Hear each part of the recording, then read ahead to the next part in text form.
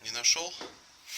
Могу сказать, что вот эта нижняя часть чугунная, она практически не нагревается. И смысл здесь делать термоизоляцию на пол никакого нету. Нагреваются здорово стенки. Боковые, передние.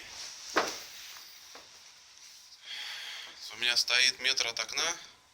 Окно нагревается градусов до 80.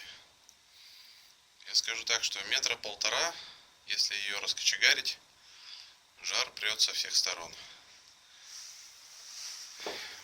Кроме пола. Пол очень грамотно сделан.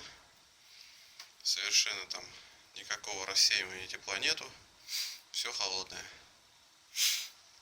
Что еще? Труба. Здесь нужен был, по идее, переходник со 180-й мамы на 150-ю папу. Но делали уже как делали. Воткнули туда 150-ю, герметиком замазали. Вариант не очень хороший. Почему? Потому что герметик, когда остывает и нагревается печка, чугун он расширяется и сужается. То есть его то выдавливает, то он проваливается. То есть когда она холодная печка, соответственно, все сжимается и трубу вверх немножко выдавливает. На горячей вот она сейчас подпровалилась даже на миллиметр, хотя делалась вровень. Вот такие нюансы. А в целом печка довольна. Большое окошко, красиво все горит. Если чистить стекло, то все замечательно.